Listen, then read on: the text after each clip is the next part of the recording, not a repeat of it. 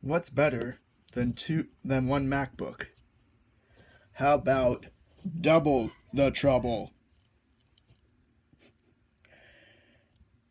Hello everyone, this is Alex here from the Retro Review. Today with another video for pretty much the second time in 2020. Yeah, I not only have a mid-2007, but I also have its latter counterpart, the late 2007. Now, on the surface, these systems look pretty much identical. And there are two differences distinguishing these two machines. The mid-2007, like I have here, has a GMA 950.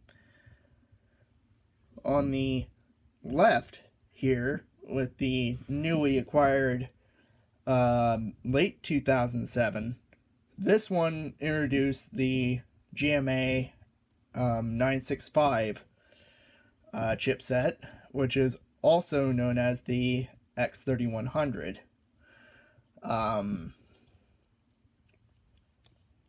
The GMA X3100 is known for having more video memory than the GMA 950. With the GMA 950 and the 2,1 MacBook is only a measly 64 megs, whereas the X3100 is a whopping 144 megs maximum memory being used by the graphics chipsets. This one, however, still running off of its original hard drive and an upgraded 2 gigs of RAM. When I found this system, a buddy of mine had came across it at a thrift store for 20 bucks, and when I went to go see him just recently, the other day, he offered to give me this machine. So that's how I came into possession of not only my mid-2007 that I had previously gotten in a previous video, but I also have its latter counterpart, the late 07. The mid-2007, like I have here, is modified to run 10.9 Mavericks, whereas this system is still running Lion, and I'll get onto what I did to it here in a bit. What I essentially did with it was I reinstalled the OS. Go figure. But the problem was this system wouldn't boot from any bootable thumb drive. I tried a modified Yosemite boot drive that is supposed to boot on any 32-bit EFI machine. That didn't seem to work on this machine. So what I did was I burned a DVD-RW. Mind you, that this one right here with the spots on it wouldn't even boot. That would have had Leopard on it. But this one right here was one that I just burned that has a copy of Lion on it.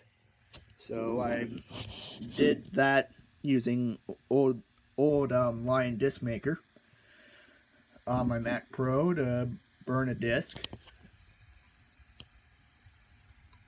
And yeah, it's running okay now. I had it on the carpet here for a little bit, and it just literally randomly shut off, so I think I'm gonna have to keep this on like a surface like my leather here to keep it cool. Enough for it to still be usable, that is. But back to this system you haven't seen in a while. This has a 120 gig Crucial BX300 solid state drive, and 2 gigs of memory I pulled from my Sony Vaio. This system, on the other hand, came to me with 2 gigs of memory, but it's still rocking the original hard drive. Unlike this system, which had came to me with a 500 gig drive that eventually just went up and died. So this system actually does have a working combo drive. It seems to not like certain disks that I had burned previously. Mostly because I think the Leopard disc that I have, is kind of needing reburn, so no biggie. But otherwise, it took the other one that has Lion on it without a hitch, so I guess it just didn't like the other disc. I tried a couple bootable thumb drives that I had made, and that didn't seem to work, so meh. It is what it is, I guess, at this point, but yeah, I just thought I'd post a brief update video regarding my new acquisition. Yeah, this system still works. This system works almost flawlessly, even though I gotta admit, it's in a bit worse condition compared to my 2,1. My 2,1 is now missing a few screws, but that's more cosmetic than anything. This system, on the other hand, has all screws, and aside from a random thing where I can't use the command key to do a right click, it works just fine. So, I hope you guys enjoyed this little update video, and I'll see you guys in the next one.